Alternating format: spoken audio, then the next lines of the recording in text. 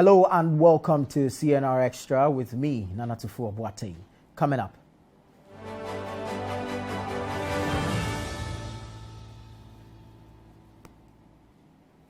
Relatives of patients at the Ho Teaching Hospital in the Volta region opt to sleep in the open at the health center due to allegations of neglect by authorities of the facility. When we are closer to a sick person, then we care much. That's the mentality. But it doesn't really mean we are caring much because it's the doctors and nurses who are taking care of the patients. Also coming up, residents of Kanturo number 2 in the Bono region bemoan absence of electricity in their community for years.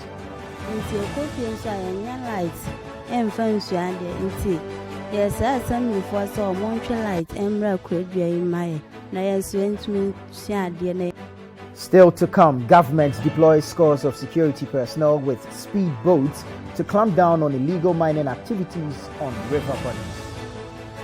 Said that look, the only way to stop this thing permanently or to prevent them from going and then coming back, etc., is to deploy the security apparatus or, if you like, boats on the water bodies permanently.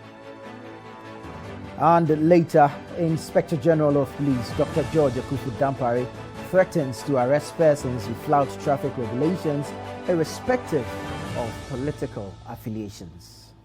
Both big men, small men, everybody is a victim. Everybody who has actually abused the law in that respect is arrested.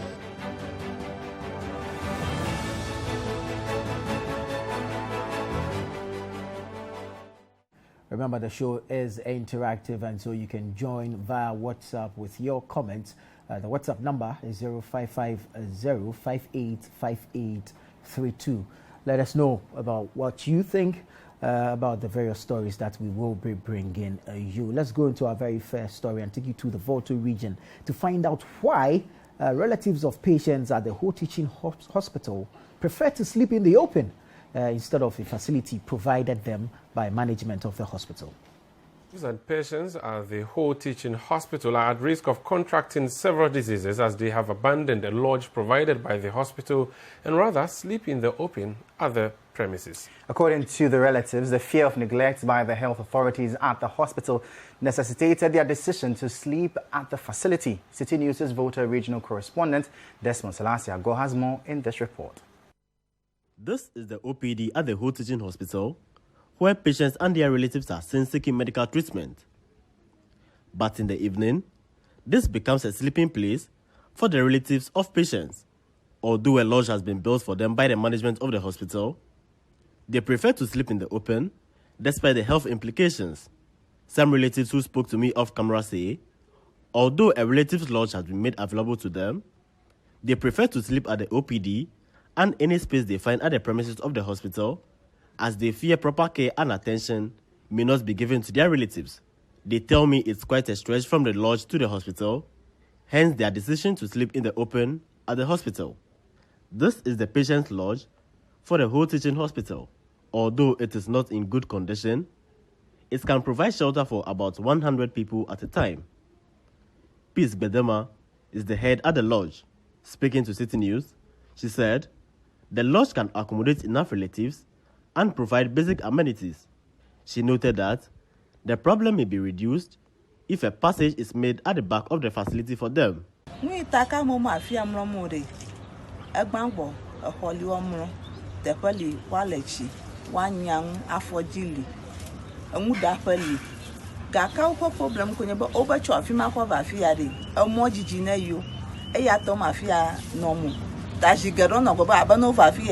Wono koji akpondora nenya kokuka koji ma tawo nke jo mama no fi kekene yo no toto mota na zando adoa wono yo ba yo no fo yo no ba pratique kade na yo la fia ka yo kudu ano nwoje ka ta na nya mo lo la fia de yo aton ano fia mo o po problem anya ma ke goji e kokokoa no zuba na ma sha ma amukata oba fia goji e abagbede kadu ma de na o ta ehode halele magba ta mi jibe mi ajredo mi ajre homado ta kokoko ha mi yana pepede mu la fie mi yana ho abanya pa chile pa fie wa ma vakwe ihe abana chale pa ha owonka na mi ga kpo ma tore pere mu ha aga di kitchen ha aga to kitchen agba ma ve aga kokko pere mu kwa no am set. According to her, there is the need for a bigger lodge to accommodate all relatives. Chike abana mi po nka polytank mi ko polytank aba lulu amava ihe no ko na ko gbesha gboko chi ya anonya ba ko je gbesha gbo wo nwunyam wo chile wo afoji flashing tanami po ma ihe ademiaji. Meanwhile, authorities at the whole teaching hospital say sleeping in the open at the hospital is not acceptable. PRO of the whole teaching hospital, Amos Ja, has been speaking to Citi News. Got a report of people staying sometimes late into the night on the corridors of OPD. That's not the best. They're supposed to be driven away by the security because we are giving total patient care by our nurses. And our nurses are supposed to be the ones who are supposed to take care of the patients. So those who are close to the patient, the relatives, we take their contacts, and what happens is if there's the need for them to be called to provide anything, then they are called. They are not supposed to be sleeping on the corridors or hanging around waiting, unless it's an emergency case where they might have rushed the patient to the emergency and they want to make sure the patient is revived or resuscitated before they go away. He, however, disputed the claims of the relatives. According to Mr. Amos Ja, security at the hospital will continue to ensure that relatives from their patients. I think they are being economical with the truth because the mother's not just behind the walls of the facility, and it's just like coming from the main gate to the ward. It's not 200 meters walk. It's not more than 200 meters walk, so it's not that far. I think as human as we are, sometimes we think when we are closer to a sick person, then we care much.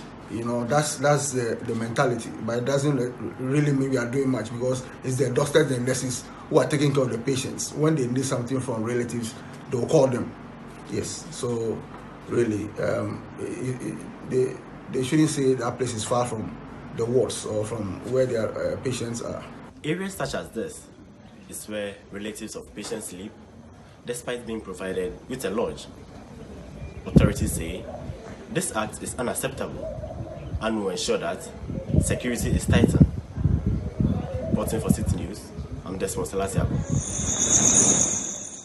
But before we go into the discussion, let me say good morning to you, Jude Mensah Duncan. Good morning, Nana. And welcome to the show. Thank you so much. Now, I'm thinking this is just an issue of trust. I mean, relatives of patients not having the level of trust or confidence in the medical personnel at the hospital, for which reason they suspect when they leave the side of their patients, they would not be given the necessary medical attention to help get them better, for which reason they want to sleep at the place in the open at the facility. And they also say where they've given them, the lodge they've given them is quite far away from where the patients are being kept. But I mean, and just some background to the whole teaching hospital as we've come to know it. It was recently upgraded in 2019 to be a teaching hospital, formerly the Volta Regional Hospital, and was constructed in 1998 by the Cavenair Construction Limited in the UK, and in the year 2000, President Rawlings officially commissioned the hospital.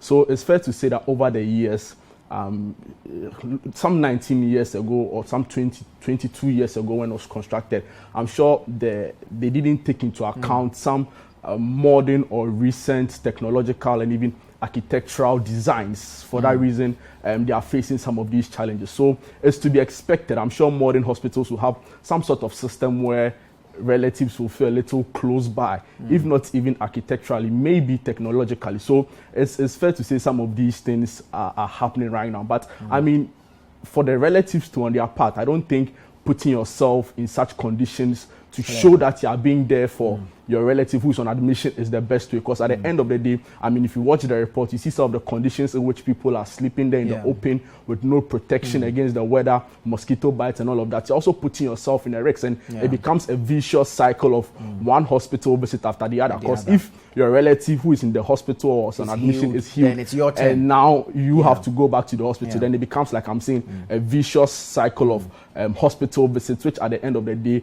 I'm not sure the family want that. So we want to plead with the hospital. I'm sure works will be in the way to address some of these concerns. But in the meantime, they should find a suitable place where relatives of who have patients who have relatives coming around can find a very convenient way of staying around to make sure that they are not too far away from their relatives on admission. But you see, I don't think hospitals are typically designed to have relatives stay in the same wards with patients on admission. And so I am struggling to side with or to understand the relatives who want to sleep in the open. Unless, of course, they have a suspicion or cause to believe that proper medical attention is not being given to their relatives on admission, for which reason they would want to stay unsupervised. And even with that, are you medically inclined to be sure that whatever is being administered is the right thing? Because if the hospital has gone to the extent of providing a lodge for relatives, I think that should suffice. What they should be looking at is the size and how many people it can accommodate at a time.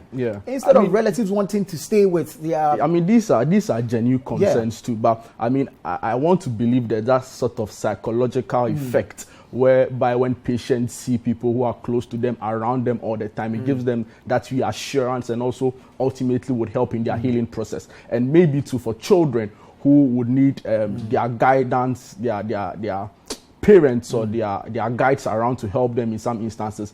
In that sense, then maybe a lodge in that regard would suffice. An argument for a lodge in that regard would suffice. So it's a very debatable thing. But of course, ultimately, it also looks like some sort of indictment on the health officials there. Maybe if they are doing their job well enough, there will not be calls for extra supervision or extra want of knowing what's happening in the hospital by the relatives. So it's a here and there situation. But I mean, I don't think a lodge for relatives in the hospital is necessarily a bad idea. I mean, some people, like I'm saying, will need that extra comfort from family. Yeah, but I think all that is taken into consideration. That's why we have visiting hours and all.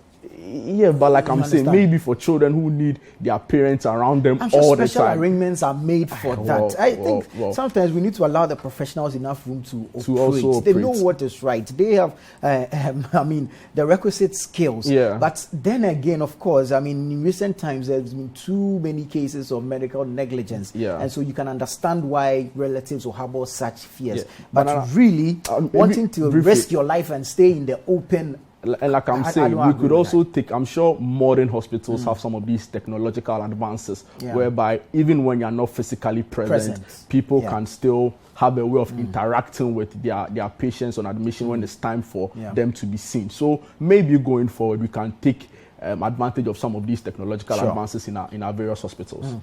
Imagine living without electricity, even for a day or two.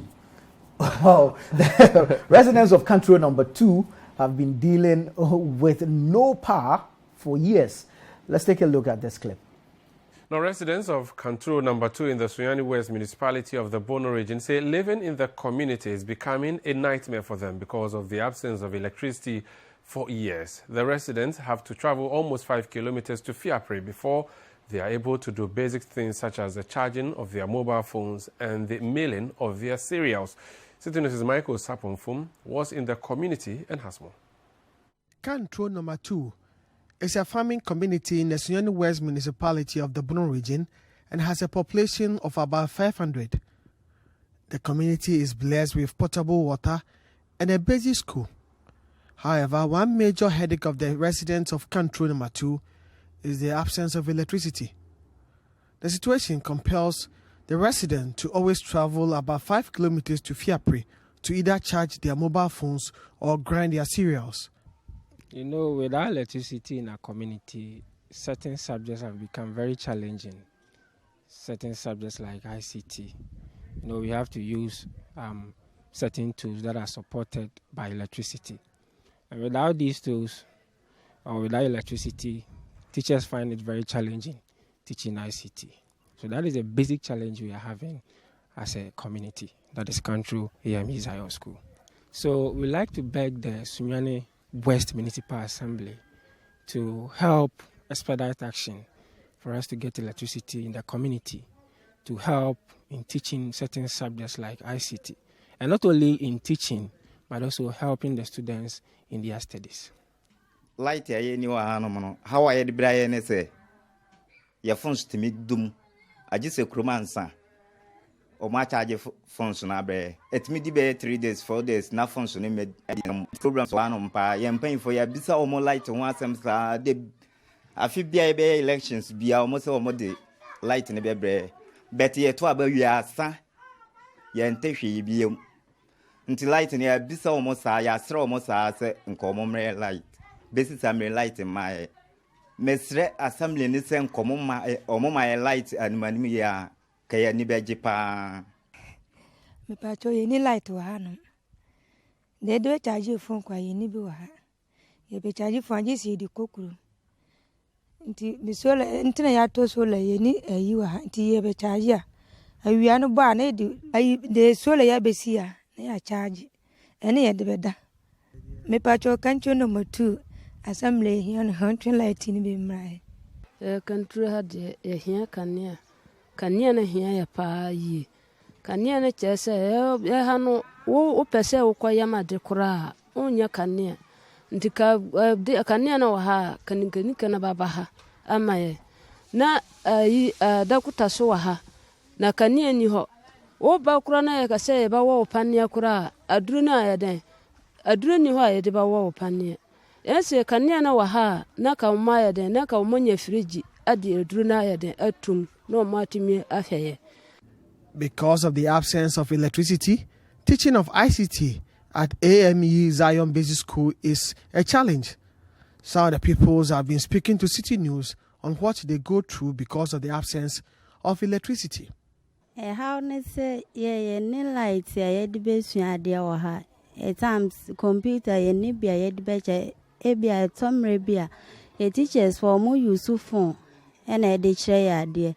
Inti ekofie nso ayenya light emfa nsua de inti yes assembly for so montwe light emra kradua yimaye na yeso entumi sua de na yenkoye nim haya pa edru asiti ayenya light emfa nsua ye teachers for na ya omu use omu phone disua nti omu sua de wo se ye hwe no computer so e betima ye nyaman yenye binye edru anyumbre so light ni ha ye de besua de ama ye dusua no na aye basa ye sere assembly se ontwe light mbra ye ha say na yentim sua de na education ni nkoso mama.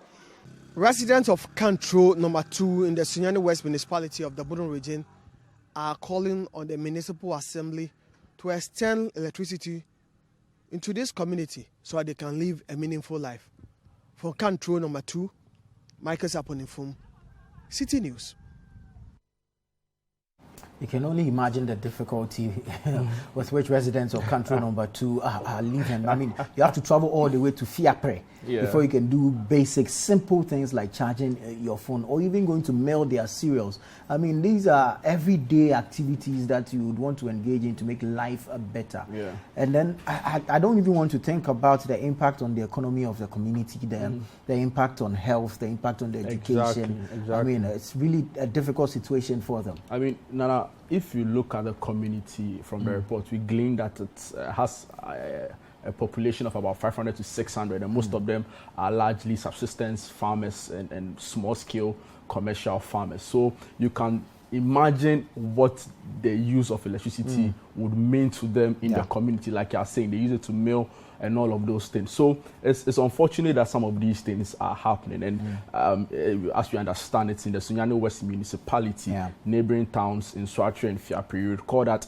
Fiapre was the Fiapre Dumesia Road was where the Employment Minister, Honorable Ignatius Bafuwa had that fatal, near fatal road accident. So clearly, it's a community that has some viable economic activities there, and this doesn't really speak all of them. I mean, isn't it interesting that, for instance, ballot boxes would arrive there faster and more frequently than electricity. So, I mean, if we value them enough to want them to be voting for their political leaders, and I feel political leadership also has to take some of these things. Of course, like you're saying, it affects education, it affects healthcare delivery, it affects the security of the community, and for me, it's serious. I mean, we understand that from Inswatre, which is like the next big town, to the place is about 45 minutes, a 45 minutes drive. So imagine having to travel from here in Adaraka, where we are, to maybe Kaswa or somewhere Gomafete every day to just charge your phone. It doesn't make any sense. And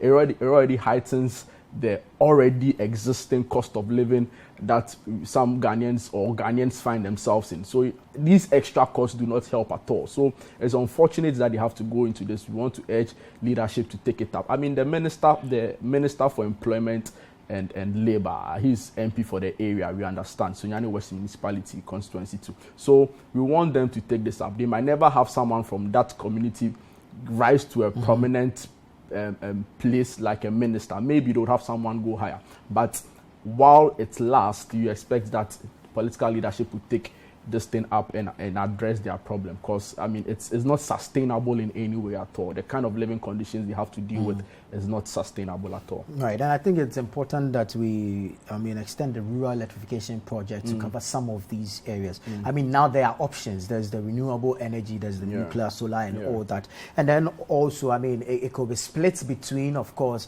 the main off-taker, that's ECG, and of course NEDCO. So I mean, if you look at the area and where it is, it could be heading towards the north area. So we could, have NEDCO come in.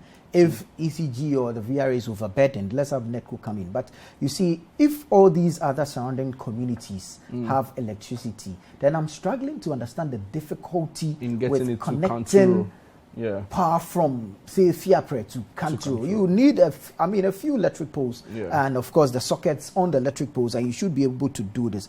Perhaps there may be some engineering that would have to be done. For, of course, we are not. It's gone on far too long. Exactly, they've been living with this without power for years, and then I mean, we've mentioned the socio-economic impacts, of course, on the economy of the area, the health, the education, all that. But you see, we are forgetting the security of the area. Mentioned it. At night, any unscrupulous person can take advantage of the dark and engage in whatever activity they so deem fit. And it's really not safe. And so, as you did mention, let's call out the authorities in the area. I mean, the assembly, the MP, the MC, or DC of the area. I mean, if you do not have the resources, let's start the lobbying. And then let's get power to these areas. I mean, I can't imagine living without electricity. We all know the difficulties we went through during the Doomsaw era. And then now we have people living without power, for years. I mean, it's really an eyesore in this day and age to have a community in Ghana without power. I'm still struggling to comprehend how they are surviving in these areas. I can't think far, literally. It's difficult, but then, all this can also have an impact on communication in the area, because you see, if there is no power, then really these telecoms or these telecommunication companies will have difficulty extending their services to these areas. We've seen reports where people have had to climb trees and hills to make phone calls. You see, all this has an impact on productivity in the community, because this is time being wasted. If there was a clear connection of power to the area, I mean, I don't think they will be wasting so much time. One, the distance traveled to the other communities to get access to power. I mean, the time wasted in standing at vantage points to get network signals to make phone calls, the difficulty for students studying for exams or even studying daily. And of course, I mean, the difficulty persons will go to, even on health provision. We've seen what happened in Krobo recently, and how health facilities in the area almost collapsed because now they had to depend on fuel to power generators. And like I was saying, the cost of living for me is big because already we all know what's happening in the country. I mean, fuel prices are soaring, and it's not just limited to Accra or Kumasi. It's widespread. It cuts across the country. So to do certain basic things like charging your phones and all of those things you need electricity to do, having to pay more to do it is definitely not fair. So it's like you're saying, I agree with you when we say, for instance, we should relook at the rural electrification project and see how some of these communities can begin to benefit from it, because whatever is happening, if we are indeed trying to share the national cake equitably, then I think some of these things are things we need to begin to relook. All right, send us your comments, your thoughts via the WhatsApp number 055-058-5832. But stay with us on CNR Extra, still ahead. Government deploys scores of security personnel with speed boats to clamp down on illegal mining activities on river bodies.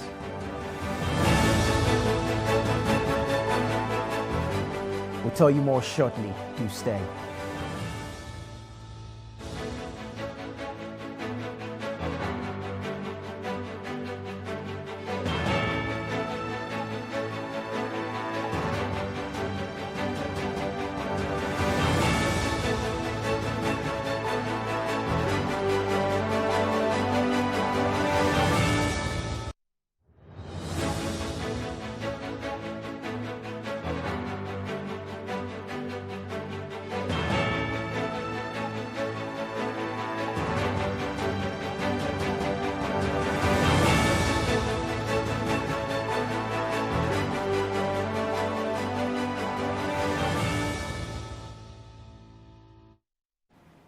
Welcome back. You're watching CNR Extra on Citi TV. Let's bring you some more stories. And the government is making extra moves to clamp down on illegal mining, especially on our river bodies. Take a look at this clip. Scores of security personnel have been deployed with speedboats to patrol water bodies where illegal mining activities are happening. This is according to the Chief Executive Officer of the Minerals Commission, Martin Kweku Ayisi. The new measure is aimed at permanently dealing with illegal mining in water bodies in the country. There is more in the following report. Speaking at a press conference in Accra to react to alleged illegal mining in the Ofen River, the Chief Executive Officer of the Minerals Commission, Martin Kweku Ayisi, noted that an investigation had begun to get to the bottom of the issue.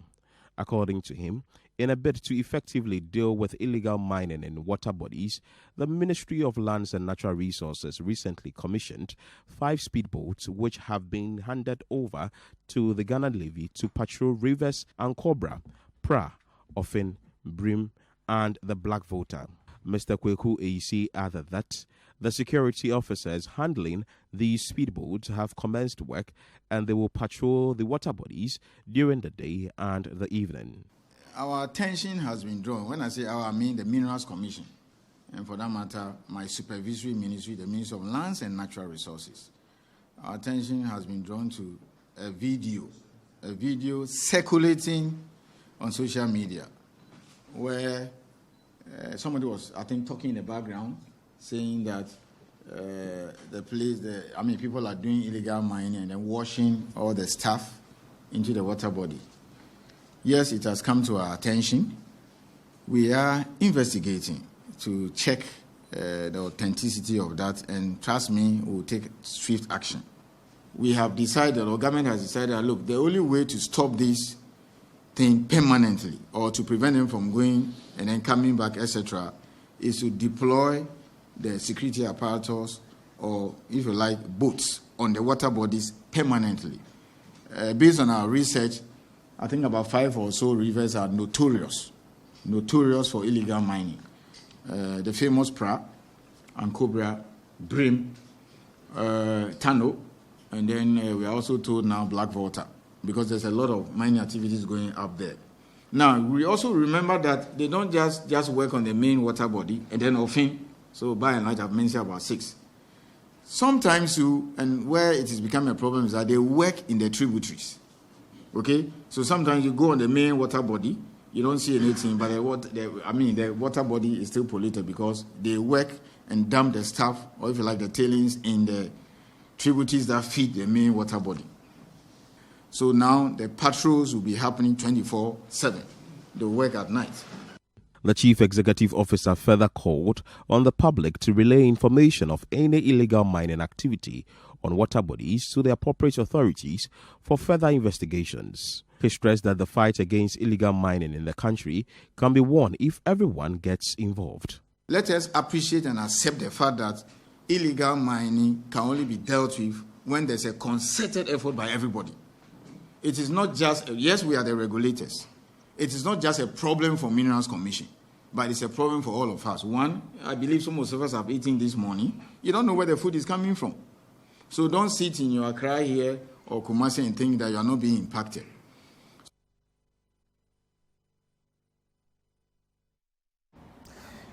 The issue of illegal mining, I don't know. The efforts have been many, but still continues to be happening.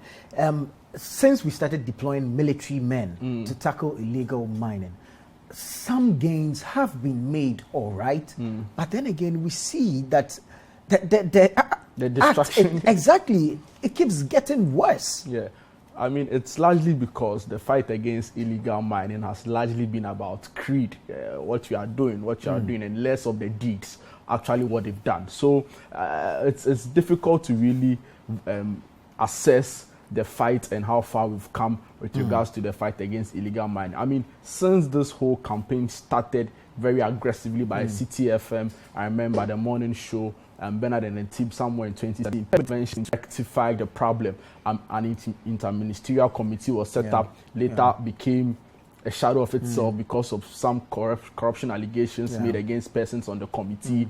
Military was brought in, police was brought in. There was even a livelihood program for some of the illegal miners. Exactly. So many interventions. Even a community mining scheme introduced by the government. Exactly.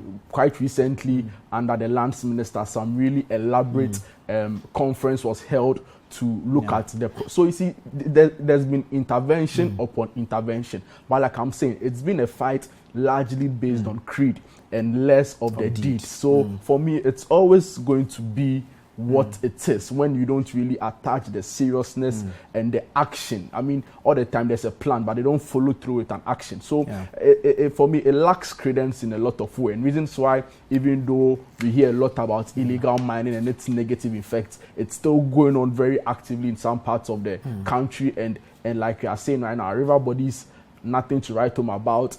Serious levels of trees are being cut down. Like there's total chaos with regards to the state of illegal mining in the country, and it's unfortunate that some of these things are happening. But we'll give them the benefit of the doubt if they want to tell us, and I mean they being the regulators of the illegal mining in the country, want to tell us that the use of speedboats on river bodies is one way they can use to check it. We'll come back again and assess. But in the meantime, we expect that they are able to utilize these resources effectively and efficiently. Right. For me, if you kill a snake and you do not cut off its head, it is still a dangerous snake. So I will always go for those behind the act. You see, that Kwesiata from Obuasi has no money to buy an excavator. That's true. That Yao Bing from Amponting somewhere cannot afford an excavator. There's always a big fish behind these things. And so if we do not stop some of these big people, this thing will continue. You catch his boys today, he can get new set of boys tomorrow. That's true. And they're even willing to do it. Exactly. You see, it's a bread and butter issue, all right. Let's find alternative employment for the youth in some of these areas. Let's ensure proper arrangements between the communities and the licensed companies mining in these communities, so that we have some local content ongoing, so that there's jobs for some of the youth in the community, so they don't feel neglected and want to go into this galamsey thing. And then let's catch the big men. The big men. But not to be fair, I feel government have, and this is me asking you, because I feel like government over the years have tried with regards to an alternative livelihood program for these people. So I don't know what the problem is really, because at the end of the day, it appears to fail. They try and start something, try and get them from the pits to put them inside. So I really don't know what government should do again in an instance like this. Maybe you see, if you live in a community where someone is brought from somewhere to mine a resource in your community, and you see how that person is eating, and you've been put in some program that is giving you stipends or coins at the end of the month, definitely, when some chairman comes with an excavator, you follow the chairman. So let's catch the chairman and let's stop all of this. That is true. But anyway, the IGP, we know him, Dr. George Akuffo-Dampare, has been talking tough. Let's get the details in this report. So some issues having to do with Galamsey. Now, the Inspector General of Police, Dr. George Akuffo-Dampare, has stressed that the police will arrest all persons irrespective of their political affiliations once they flout traffic regulations. He says following an intensified enforcement effect being embarked upon by the police, many errand drivers have been arrested and have been made to pay fines. Dr. Dampare added that his outfit is also introducing more measures in order to reduce road crashes in the country. There is more in the following report by Citi News' Bureau Chief for the Middle Belt, Edward Oponmafo. Although the Inspector General of Police says following some drastic measures they have put in place, the level of indiscipline on our roads have reduced, he says they will do all that they can to ensure there is high level of sanity on the road. A program has been put in place called the Police Invisible Eye Type, where we are taking off all the NTC lights from the road, and we have put in place vehicles with cameras flying the roads to tell you where they are. And if we are also to tell you the amount of money that we are getting from indisciplined drivers on the roads across the country from this high program, it will not go. Another thing we put in place is also indiscipline within our cities where people are using the middle of the road, left, right, center. Nowadays, whoever you are, you try it. And the next hour, we take it to court. The beauty of it is that the law allows us to impound your car and wait for the termination of the court. And we get an order from the court to remove the stop lights, the siren and everything before the car is released to you. So at times, now the courts, because of the workload, they are taking the cases on the average of about 6. So if you are lucky, maybe for 2 weeks, you have your car with us. So in the quest to save 15 minutes, you have ended up having your car impounded. Both big men, small men, everybody is a victim. Everybody who has actually abused the law in that respect is arrested. And if we are to keep you arrested, and I mean if we are to keep you arrested, and I really mean if we are to keep you arrested, you will say that we are wrong. Also liaising with various transport unions to ensure responsible driving across the country. Something that is so dear to our hearts, by which we have not been able to convince all the transport unions to fully bring it on board. It's called Passenger Liaison Officer Program. We think that when you take a bus or any commercial vehicle, because you pay for it, the moment that the car is taking you from where you took it to your destination, you are the co-owner of the vehicle. So the driver cannot drive anyhow. Your life is in their hands, you pay for it. And therefore, until he takes you to a destination, together with the owner, you own the vehicle. So if that is the case, then somebody among you, the passengers, should be able to be appointed as a liaison officer between yourself and the driver and the union or the station that you pick the car and drive where you are going. So that if the driver is not driving well, carelessly, considerably, then you should be in the position to question the driver. So we will not accept this. And I speak on behalf of the passengers. We learned this, VVIP took it on board, and we are still refining it to see how we can make it across all of them. Speaking at a public lecture organized at KNUST, Dr. George Akuffo-Dampare further highlighted some other measures they have come up with to address road indiscipline. Internal and external is how we apply ICT in the way that we do. And there, what we are seeing is that with internally we've done a little more, but there is so much to be done. But externally, I don't think we've done well at all. Because we are looking forward to a period where we will have virtual police stations, where you need not to show up at the police station. You just make your complaint virtually, and then we'll send you all the information. Then you can even virtually also invite the suspect to put his case across. And when we evaluate it and think it's something that we can virtually do it, then it is resolved and it's a win-win for everybody. Then you show up at the police station hours unattended to and all that. So we have a lot of work to do. But internally, with the press of a button, the IGP can send messages to every police officer across the country instantly. And we are also working where now we have virtually a sufficient level of paperless environment across the country, from headquarters to the regional level. We send documents electronically that we need not to find people to come pick it up and do that. So we are doing a whole bunch in that area, and we will keep improving. Now, the question is, why we are doing all this in order to keep you safe? We are not there yet. There's so much we want to do, and we keep working at it. But at least the little we've heard today should indicate to you that we are overly committed. We are overly committed in living our mandate. But we know one thing: we cannot do it alone. We cannot do it alone.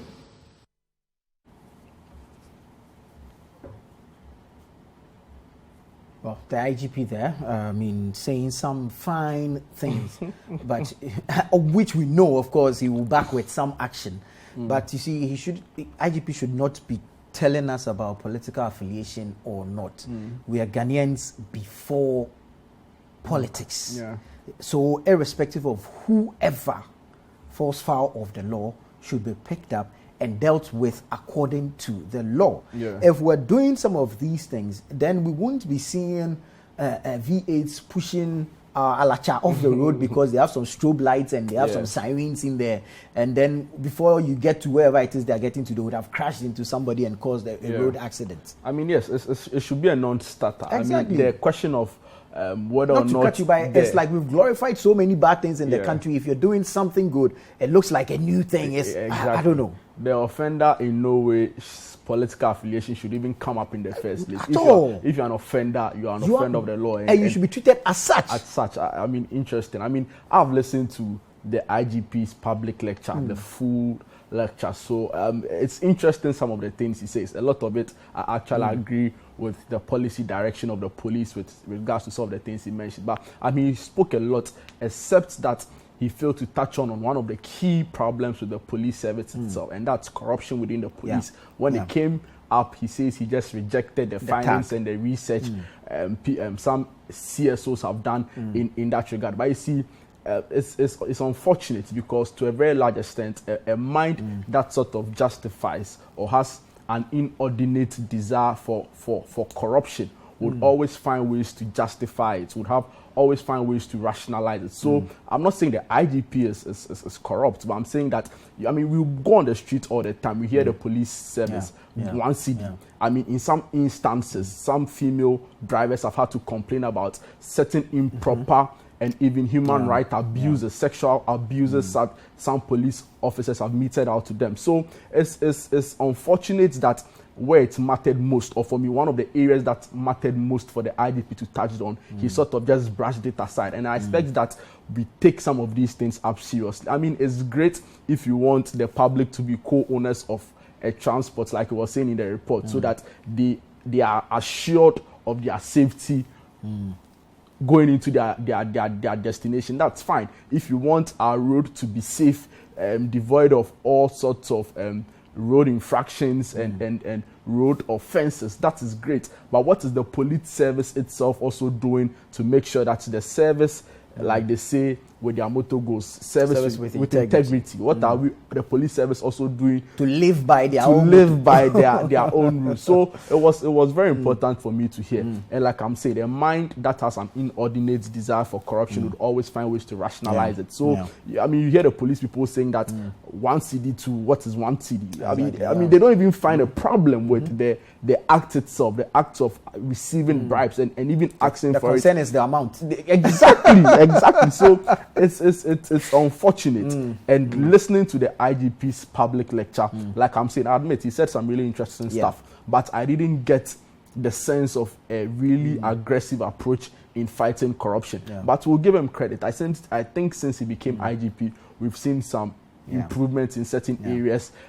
It's a gradual process. I don't expect the police service to be get transformed overnight. Exactly. I mean, it doesn't happen overnight. It wouldn't even be fair to demand such from exactly. him. It won't happen overnight, but I believe it can happen over time. So let's take it a step at a time and let's see how we can move forward with our police service. Of course, I mean, and then if we look at road safety as he's talking about, I mean, there are several arms to it. The road accidents itself, highway robberies, alleged extortion, as you did mention, by some police officers. There's then also on the part of the drivers, there's fatigue driving. So many reasons. There's disregard for road traffic regulations. And then, of course, we can look at the road engineering itself and then enforcement of the law, where we expect that he comes in strongly and boldly to tell us that, okay, the rules or the law says this, but on our end, this and that is what we have done to prevent, because there's crime prevention first. It's like on the motorway, I use the motorway, and you see policemen hiding in the bush.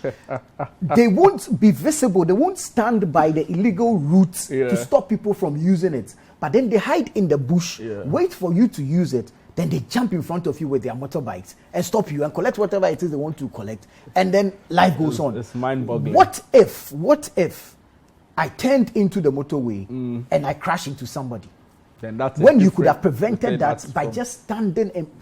Of course, you've come to hide in the bush, so you could have stood in front of them. And it's not even just limited to the police, but a lot of these public agencies and even government, by extension, have become so reactionary instead of being very proactive in curbing some of these things. But you can't really fault them. I mean, the police there are so many reasons why they would do that. Also because the very nefarious ones amongst them would want their bribes taken and their kickbacks and all of those things. So it's a broadened conversation. And like I was saying, it won't happen overnight, but probably over time. All right. Let us know what you also think about these stories. The WhatsApp number is 0550-585832. Still ahead. Ghana Central Assembly courts support of traditional leaders in its development drive.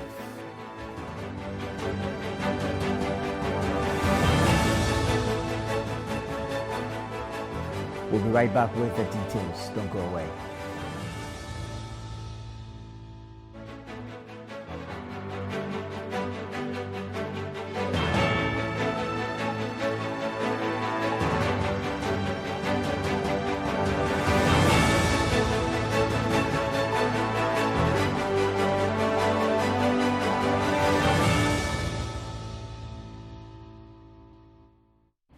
You're welcome back. This is CNR Extra here on Citi TV. The Ghana Central Municipal Assembly has been courting the support of the traditional authorities in the area in its quest to develop the community. The Central Municipal Assembly wants traditional authorities in the municipalities to support the Assembly in its quest to develop the community.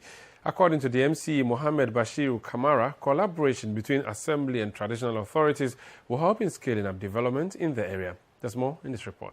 Residents within the Ghana Central municipality have for several years demanded for good roads, schools, health facilities, among others. According to the Municipal Assembly, though it is working assiduously to make most roads more travel, build more schools and health care centers, the assistance of traditional authorities in the area is needed to effectively achieve this aim. In a Citi News interview after presenting some items to the chiefs in the area to celebrate this year's Homo Festival, Mr. Bashiru Kamara made a passionate appeal to traditional authorities to throw their support behind the Assembly at all times. We are a beneficiary district of Agenda 111. It took the collaboration of the chiefs to acquire the land on which the hospital project is being built. We have enjoyed a cordial and harmonious relationship with the chiefs, and we thank them for their efforts. And what we would beg of them and request of them is to make lands available whenever we decide, the Assembly decide to embark on development projects.